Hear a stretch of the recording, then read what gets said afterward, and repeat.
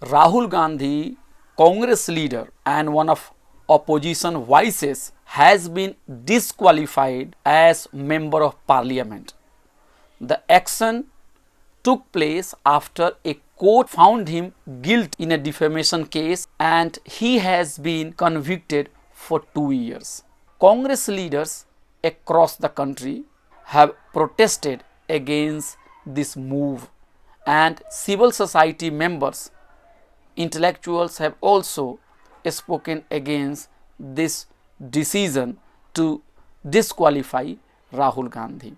Yesterday, some Congress leaders gathered at Lal Killa and they were about to take out a peaceful candlelight march against disqualification, but the police came and it did not allow the protest to take place. But the sad part is that the decision of court seems to have been influenced by the political pressure.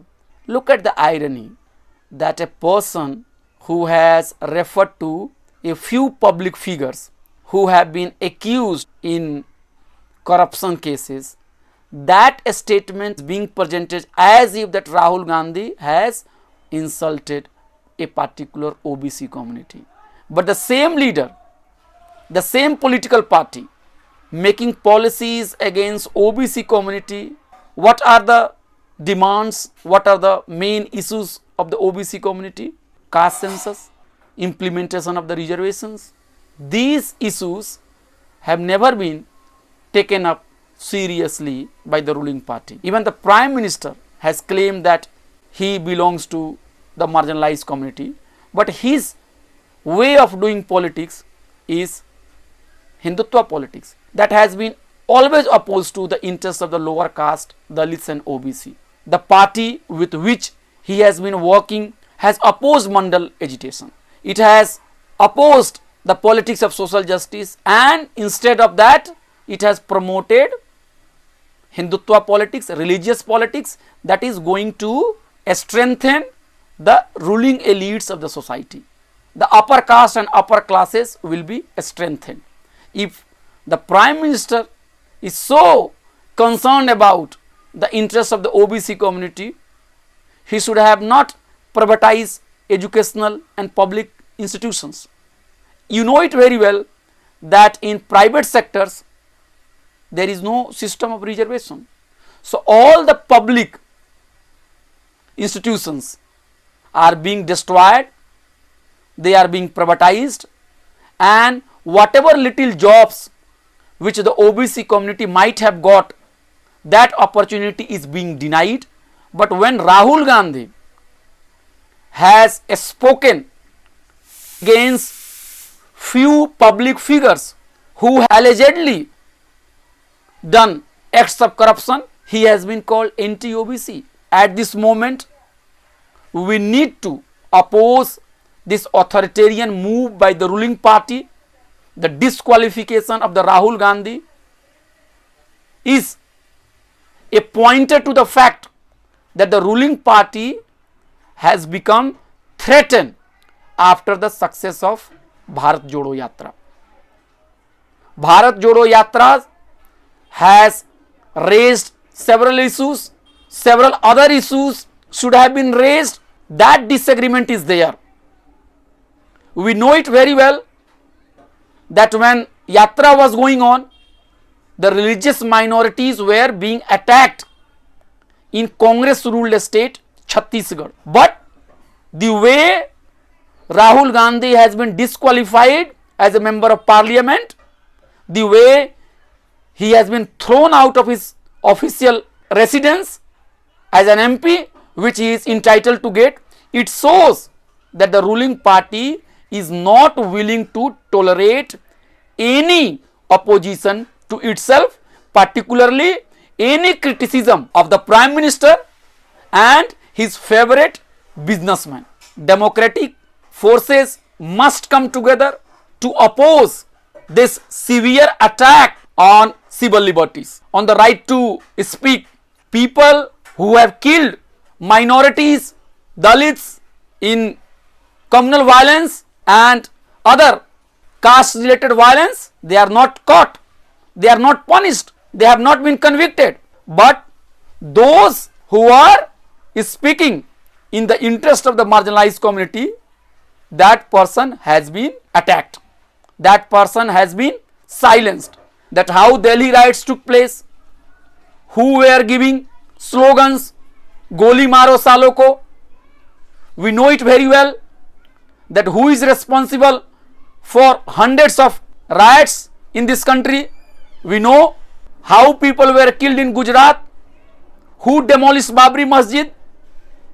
All those people who were involved in communal riots, they are given all protection by the state. But when somebody is speaking against corruption, then to silence that voice, it has been falsely linked with OBC pride. We must give the clear message that the way opposition parties are being silenced, that is going to be a very dangerous thing for Indian democracy.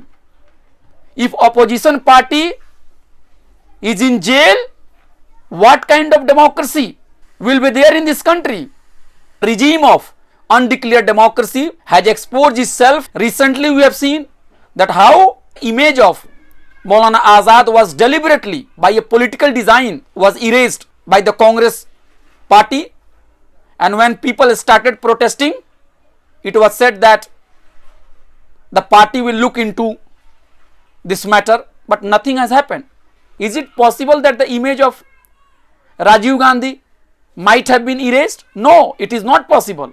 So the problem with the Congress party is that there is a very strong lobby which is still active in the party, which is pushing the party towards right-wing agenda, and somehow the impression is being created that the hard Hindutva can be defeated by soft Hindutva.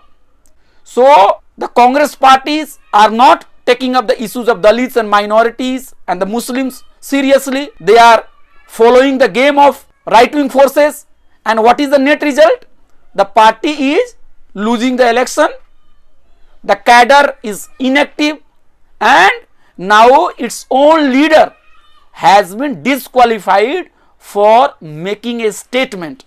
It is also a very important and critical time for Congress party, not only to fight against authoritarian regime, but to look at itself. Is it really serious about opposing BJP? Is it really serious about giving an alternative? Is it really serious about putting forth an alternative ideology of secularism and social justice? Still the Congress party is not willing to give proper representation to lower caste and Dalits and Muslims.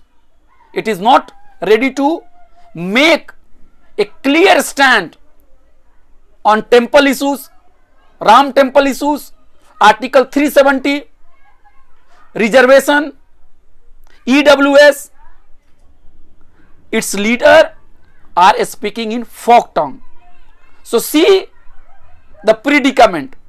The Hindutva parties are serious, they have their own agenda, they have their own vision, and they are working day and night 24 hours to change the character of Indian state, where the secular structure may be there, but it will be made weak, it will become hollow, and the public culture, the policies of the government would be made to satisfy the concerns of the majority. The majority culture will rule over, and it will give very little space to minorities. So this is a very, very serious moment. The fight should not only be between two leaders, and the secular parties should think seriously whether they have any vision, any concrete program to oppose Hindutva forces, or they just want change of power anyhow without changing any structure.